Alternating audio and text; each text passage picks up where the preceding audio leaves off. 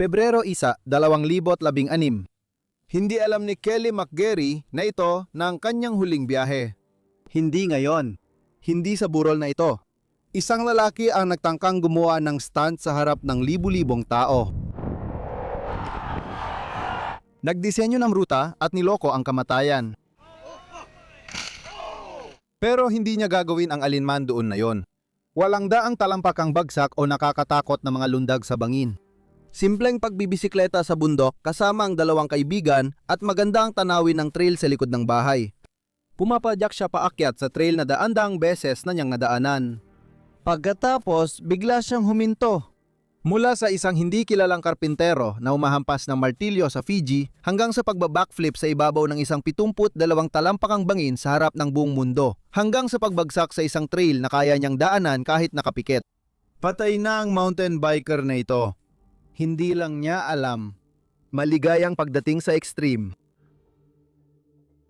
Noong 1982, wala pang industriya ng mountain bike na ngayon multi-milyong dolyar na. Noong taong yon, ipinanganak si Kelly Daniel McGarry. Isa medyo normal na pagkabata sa isang tahimik na baryo na tinatawag na Wakefield sa South Island ng New Zealand. Sa kanyang maagang buhay, walang palatandaan ng kanyang kinabukasan. Si Kelly at ang kanyang kapatid na si Matt ay ginugol ang mga araw nila pagkatapos ng klase sa paglalaro at simpleng pagpapakasaya kasama ang kanilang ama. Mahilig sila sa pangingisda, whitewater rafting, camping at pagbibisikleta.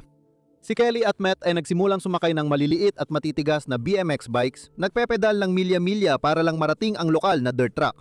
Sila yung mga batang palihim na pumupunta sa gubat, bit-bitang pala para gumawa ng bawal na jump at subukang makalipad sa ere.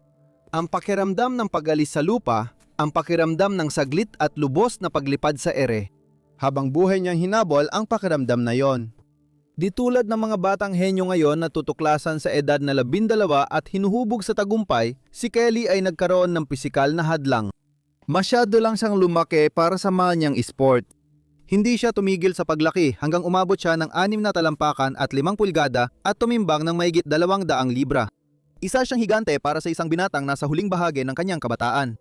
Ang kanyang mga braso at binti ay sobrang haba na para magkasya sa masikip at matigas na 20 pulgadang BMX na bisikleta. Noong huling dekada 90, wala pang naimbentong malalaking mountain bike na kayang sumuporta sa lalaking kasing laki niya.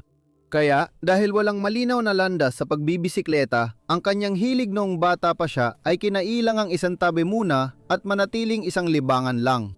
Natapos niyang pag-aaral, tapos na-training siya bilang karpintero ng 5 taon, natutunan ang mahigpit na paraan ng paggawa ng mga bagay ng tama gaya ng itinuro ng kanyang ama kung paano dapat gawin ang mga bagay.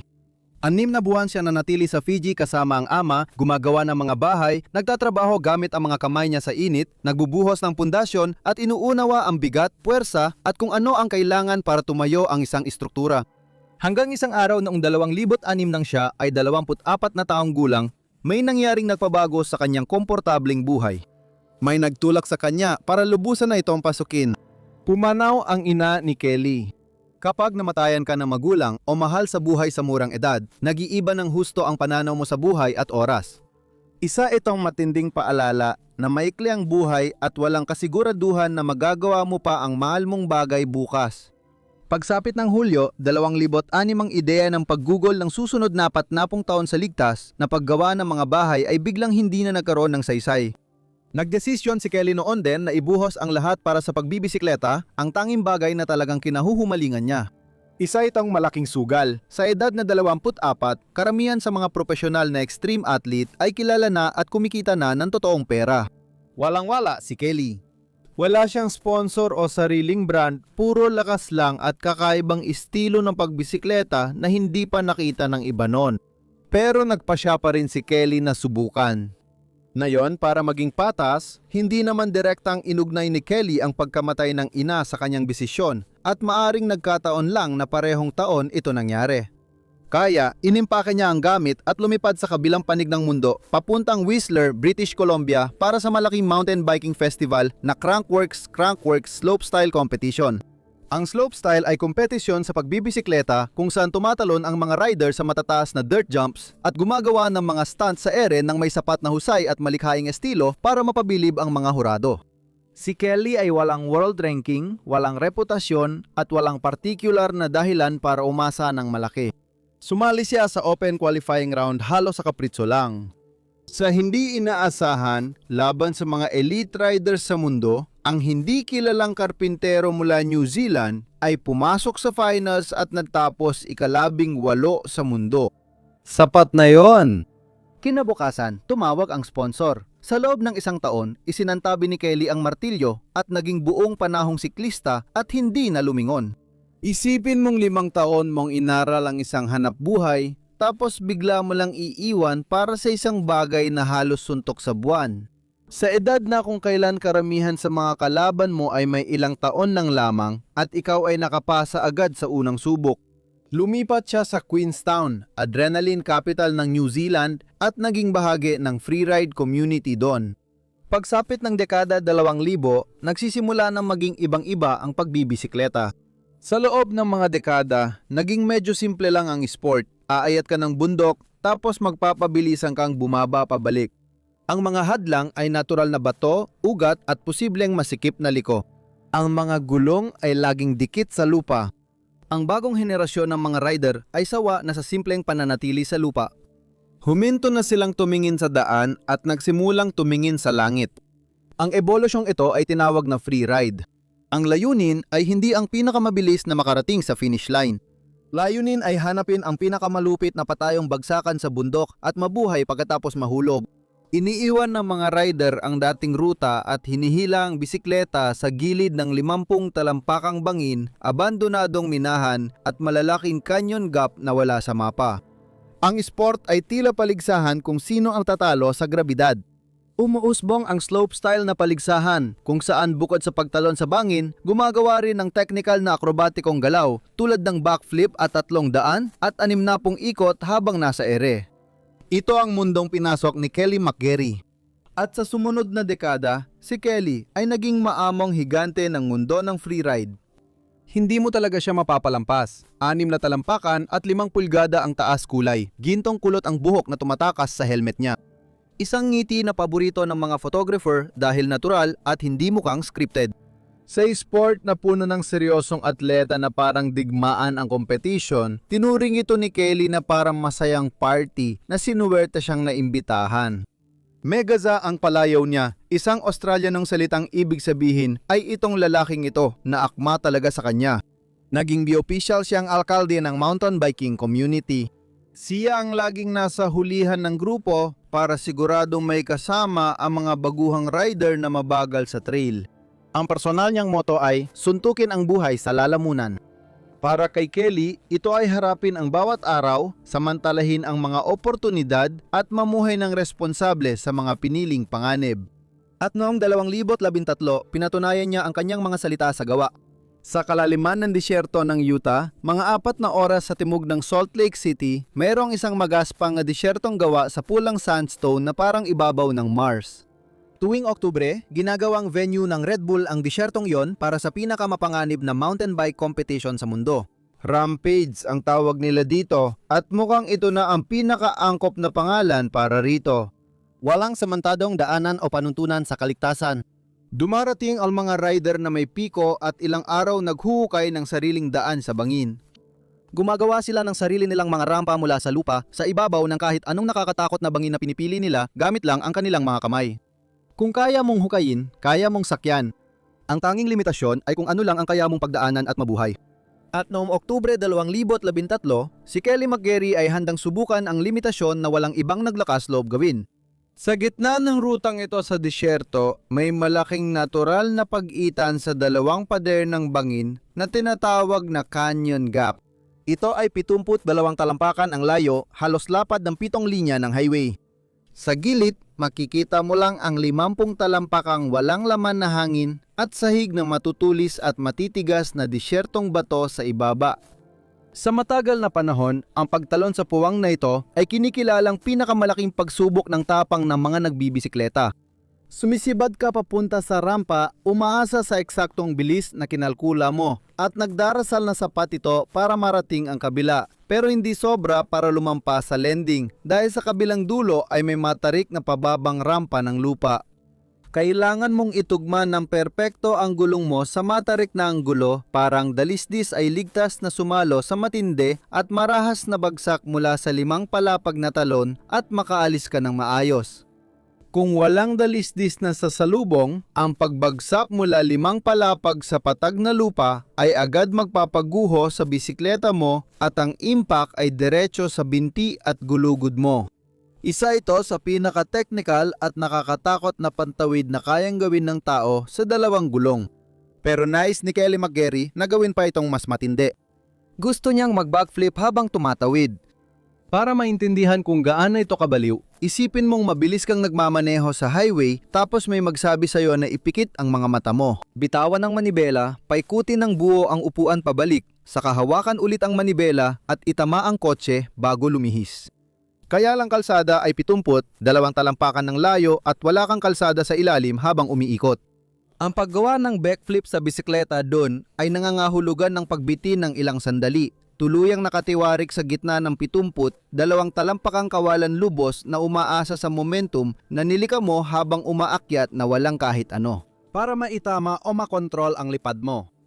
Para sa maliit at gymnast na rider, mabilis at dikit ang ikot ng backflip. Pero si Kelly ay 6 na talampakan at 5 pulgada ang taas at higit 200 libra ang timbang. Ang pagbabaliktad ng ganong kalaking lalaki ay nangangailangan ng malaking enerhiya, tamang kontrol sa kalamnan at matinding dedikasyon. Kung mag-aalangan siya o umusog ng kaunti ang bigat niya sa maling direksyon, babagal ang ikot at hindi niya matatapos ang pag-ikot. Babagsak siyang pabaliktad, leeg ang unang tatama, 50 talampakan sa ibaba. Para mabuhay, kailangang umalis ang gulong ng bisikleta sa gilid ng bangin sa eksaktong 31 milya bawat oras kahit bumagal ng 1 milya bawat oras lang. Kulang ng 4 na talampakan ang kanyang trajectory kaya babangga siya diretso sa kabilang pader ng bangin. 1 milya pa kada oras ang bilis at tuluyan niyang malalampasan ng matarik na landing ramp at babagsak ng malakas, magdudulot ng matinding pagyanig sa kanyang mga paa at gulugod. Kailangan eksaktong 31 milya bawat oras ang kanyang bilis. Noong linggo, Oktubre 13, 2013 si Kelly ay umupo sa kanyang upuan, hinawakan ang kanyang manibela at nagsimula na siya. Ang pagbilis ay matindi at agad-agad. Hagibis ang hangin sa kanyang helmet at malakas ang tibok ng puso habang sumasalubong siya sa rampa. Rinig ang mabigat niyang paghinga habang nakafocus at binabaliwala ang paligid. 30 talampakan mula sa dulo ng rampa, 20, 10, wala ng atrasan ngayon. 3, 2, 1, at lumarga na siya.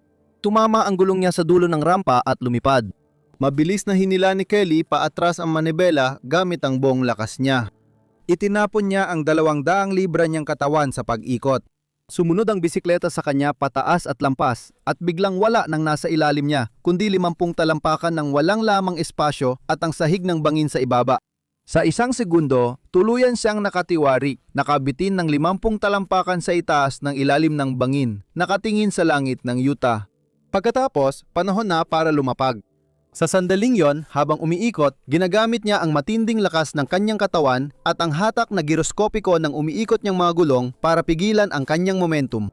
Ikinikilos niya ang ulo at hinahanap ang makitid na bahagi ng lupa sa kabila ng bangin. Iniaanggulo niya ang unahang gulong para tumugma sa matarik na dalisdis ng paglapad. Tumama ang kanyang mga gulong sa lupa. Umuurong ang suspensyon sa bigat niya at nagpatuloy siya sa pagbisikleta. Nagawa niya ito. Ang mga tao sa gilid ng bangin ay tuluyang natahimik ng 1 buong segundo. Pagkatapos, sabay-sabay na dumating ang ingay at hiyawan na gulat sa kanilang nasaksihan. Ang kuha mula sa helmet camera niya ay naging viral na may mahigit 200 milyong views. Binago nito ang paniniwala ng mundo tungkol sa kaya ng katawan ng tao sa bisikleta at pinagtibay ang kanyang katayuan bilang isa sa 20 pinakamahusay na freeride mountain biker sa buong mundo. Hindi lang basta sumali si Kelly para makipagkompetensya. Isa siyang tunay na powerhouse na umuwing may tropeo. Nakakuha siya ng top 5 finishes sa mga pandaigdigang event na parang X Games ng mountain biking. Pinamunahan niya ang international circuit at ang maalamat niyang takbo niya sa Red Bull Rampage noong 2013 ay nagwagi ng 2nd pwesto at unang People's Choice Award. Hindi na siya basta di kilala. Elite siyang biker na builder pa rin sa puso. Hindi lang niya tinatahak ang pinakamapanganib na kurso sa mundo, siya rin ang gumagawa ng mga ito. Kasama siyang nagtatag ng Elevate Course Building na nagdidisenyo ng mga rampa at slope style na kurso na sumusubok sa hangganan ng kaligtasan ng tao para sa ibang profesional. Nakaligtas siya sa sarili niyang mga stunt dahil alam niya ang limitasyon niya at tinrato ang katawan niya tulad ng pagtrato niya sa mga bahay na ginawa niya sa Fiji. Pagsapit ng 2014 si Kelly ay nasa tuktok ng kanyang karera. Kilala siya bilang taong kayang malampasan ang anumang pagsubok. Pero may marahas na paraan ng pagsubok ang extreme freeride sa mga reputasyong yon. Isang taon matapos sumikat ang kanyang talon, bumalik si Kelly sa disyerto ng Utah. Nakatayo siya sa tuktok ng mismong kaparehong agwat sa kanyon, umaasang makakagawa ulit ng himala. Na-backflip niya ito nung nakaraang taon at napanood ng buong mundo. Ngayon, gusto niya ulit gawin niyon, mas malinis. Pero sa pagkakataong ito, ang eksaktong kalkulasyon na nagligtas sa kanya nung nakaraang taon ay bumaliktad laban sa kanya. Sa pagkakataong ito, medyo mas mabilis siyang tumakbo kaysa sa dapat sana. Lumipad siya sa ere, pero masyadong mataas ang kanyang trajectory kaya tuluyan siyang lumampas sa 72 talampakang pagitan at sa rampa ng lupa. Patuloy siyang lumipad hanggang bumagsak siya sa matigas na sahig ng disyerto. Kung alam mo ang pisika, alam mo rin ang eksaktong dapat mangyari pagkatapos. Hindi kayang saluhin ng kalansay ng tao ang malayang pagbagsak sa matigas na bato. Pumuputok ang laman loob, nadudurog ang gulugod. Ito na siguro ang sandali na nawala ang buhay ni Kelly McGarry. Hindi pa. Si Kelly ay agad na tumilapon diretso lampas sa manibela, bumagsak ng malakas sa kanyang muka sa harap ng buong mundo. Nilamon siya ng malaking ulap ng alikabok.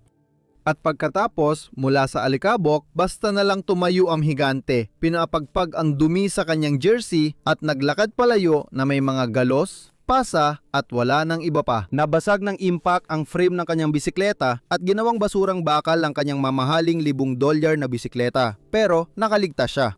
Wala siyang pisikal na pinsala pero sobra ang takot niya sa nangyari.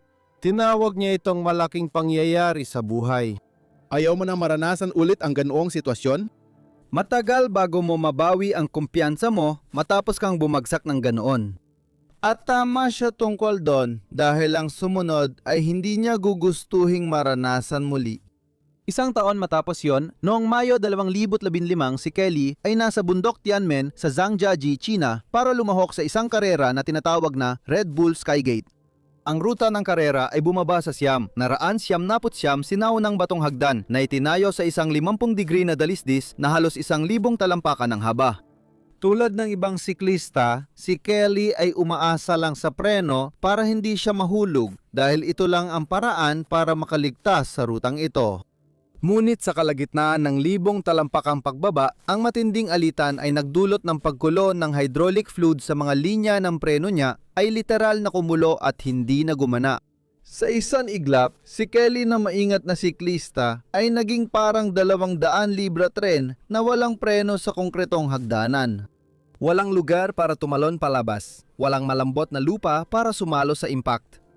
Wala siyang kontrol habang bumabagsak pababa at sa huli ay bumangga siya ng malakas sa batong istruktura sa bilis ng karera. Isa na naman itong matinding banggaan na dapat sana'y nakabali ng mga tadyang, nakabali ng mga buto sa hita o kahit papaano'y nakabasag ng collarbone.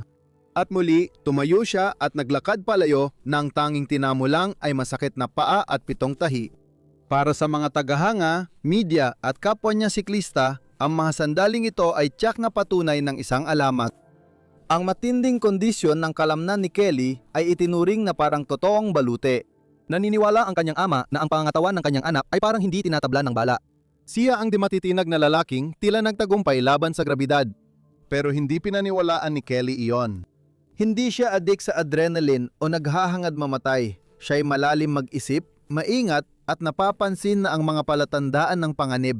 Alam niyang dumarami ang pinsala at nararamdaman na ng katawan niya ang epekto ng mga pagbagsak. Kaya sa mga sumunod niyang biyahe, naging mas maingat siya at mas iniisip ang kaligtasan. Dahil sa takot para sa kanyang buhay o takot na mapilitan siyang tumigil sa kanyang hilig dahil sa isang pinsala, alinman sa dalawang takot na yon, nagtulak ito sa kanya na maging maingat at magdesisyon ng tama para mabuhay. Ang hindi alam ni Kelly ng kanyang mga sponsor o ng milyong-milyong nanonood ay ang totoong pinsala ay hindi sa kanyang mga buto nangyayari. Nangyayari ito sa panloob niyang sistema at isang simpleng daan sa likod ng bahay niya ang gagawa ng hindi nagawa ng mga bangin sa disyerto na sandaang talampakan ang taas at mga konkretong hagdanan. Pebrero 1, 2016, isang Lunes ng hapon, Queenstown, New Zealand. Nagbibisikleta si Kelly sa Fernhill Loop, isang tanyag na trail sa mataas na lugar na maganda ang tanawin.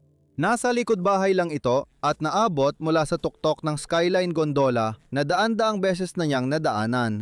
Kasama niya ang dalawang Aleman na siklista sa Salmon Run, isang paakyat na daan mga 45 minuto mula sa taas ng gondola. Walang technical dito o lampas sa kanyang kakayahan. Nagbiyahe siya noon para mag-shoot ng content para sa sponsor niyang YT Industries.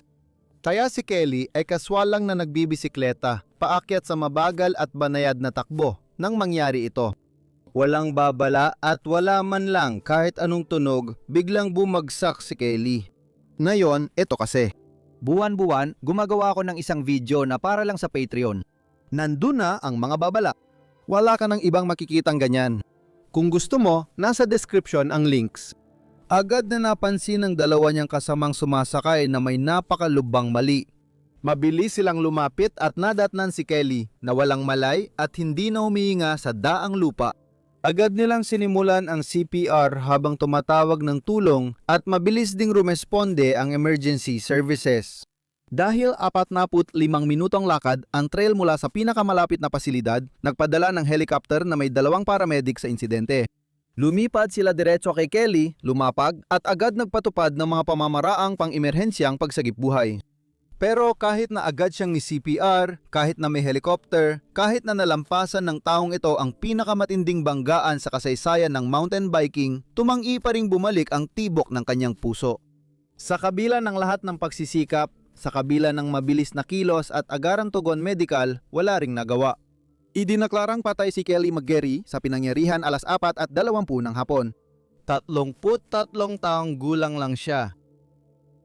Nang kumalat ang balita, agad inisip ng mga tagahanga na matay si Kelly sa aksidente. Ibig kong sabihin, may sense naman yun, hindi ba? Ang lalaking gumagawa ng ganong stunt ay tiyak na magkakaproblema rin balang araw. Pero nang nalaman nila ang detalye ng kanyang pagkamatay, walang nakakaalam kung ano ang sasabihin. Paano namatay ang isang lalaki na nakaligtas sa tiyak na kamatayan dahil lang sa pagdausdos sa burol na kahit baguhan ay kayang gawin? Si Nick mismo, ang ama niya, ang nagbigay ng pinakamagandang paliwanag. Paano nangyari yon sa katawan na ganon kaganda? Hindi talaga ito makatuwiran.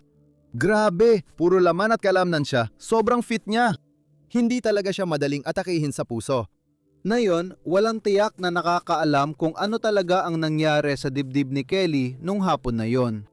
Unang ulat, cardiac arrest lang daw. Hindi kailanman lubos na inilabas sa publiko ang buong coroner report. Mayroon tayong 2 teorya, parehong based sa totoong pananaliksik sa mga atletang nasa extreme sports tulad ni Kelly. Ang unang teorya ay may problema siya sa mismong estruktura ng puso. Ang puso ay kalamnan at kapag palaging ginagamit, lumalaki ito. Ito ay tinatawag ng mga sports cardiologist na exercise-induced cardiac remodeling. 10 taon na pinilit ni Kelly ang sarili hanggang lumaki ng husto ang puso niya at hindi na ito nakasabay. Habang ito ay lumalaki, nagkaroon ito ng maliliit na microscopic na peklat. Dahil gumagana ang puso sa electrical pulse, nagiging parang patay na bahagi ang mga peklat. Isang araw sa daan, tumama ang electrical signal ng puso niya sa peklat, nag-short circuit at huminto ang makina. Ganun lang kasimple. Ang pakalawang teorya ay mas komplikado. Nung buhay pa si Kelly, may ginagawa ang puso niya na hindi iniisip ng karamihan. Sa bawat pagkakataon na tumatalon siya mula sa rampa o tumitingin pababa sa gilid ng bangin, ang puso niya ay nagtatrabaho sa antas na hindi mararanasan ng karamihan ng mga tao sa buong buhay nila. Kapag tunay kang natatakot, binabahan ng utak mo ng adrenaline ang iyong dugo. Tumataas bigla ang tibok ng puso mo. Mas malakas at mabilis kumilos ang kalamnan ng puso mo kaysa sa kaya nitong tiisin. Para sa karamihan, nangyayari lang ito ilang beses sa buhay, gaya ng aksidente sa sasakyan o medical na emergency. Si Kelly McGarry ay namuhay ng ganon bilang profesional. Sa mahigit isang dekada ng matinding free riding, nilason ng matitinding bugso ang mga selula ng puso niya mula sa loob palabas at naging sanhi ng pagkamatay ng mga ito dahil sa chemical na pagkapagod. Nagiiwan ito ng maliliit na microscopic na peklat na pumipigil sa daloy ng kuryente ng puso sa napakaliit na antas. Ang mga peklat na ito ay hindi kita at hindi napapansin sa normal na pisikal na eksaminasyon. Maari kang maging pinakamatipuno na lalaki sa mundo, isang higanteng nakaliligtas sa pagbagsak mula sa daang talampakan, pero ang puso mo ay puno ng mga microscopic na hadlang sa kuryente. Oo, nananalo si Kelly sa labanan sa race course, pero sa loob ng kanyang dibdib, ang makina niya ay tahimik na natatalo sa bawat sakay. Kaya nung umagang iyon, habang ipinapadyak niya ang bisikleta paakit sa burol, ang 200 libra niyang katawan ay nangailangan ng napakaraming oksigen. Kahit kalmado ang takbo, parang high-performance na makina ang katawan niya na laging kailangan ng gasolina. Habang paakyat siya sa mas mataas na Fernhill Loop, nagsimula ang magulong unos ng kuryente sa puso niya. Pagkatapos, gumangga ang magulong alon sa harang ng piklat na tissue, kaya biglang nawala sa normal na ritmo ang kanyang puso. Imbes na magbomba ng dugo sa utak at baga, walang saysay na kumibot ang kalamnan ng puso niya. At doon nagtatapos. Wala sa dalawang teorya ang opisyal na nakumpirma kaya hindi natin masabi ng sigurado ang tunay na dahilan. Ano sa tingin mo ang kumitil kay Kelly? Sabihin mo sa komento. Pero ano ang mangyayari kapag nandoon ang impormasyon at ipinagpapatuloy pa rin ng lalaki? Simula nang maaksidente siya sa kotse, madalas nang pumalya ang kapit niya kaya inadjust niya ang limitasyon niya at umaakyat lang kapag pakiramdam niya. Kaya niya at sa rutang kumpiyansa siya. Isang umaga habang nagwa-warm up sa paborito niyang pader, inabot niya ang isang hawakan gaya ng 100 beses noon. Ito ang sumunod na nangyari.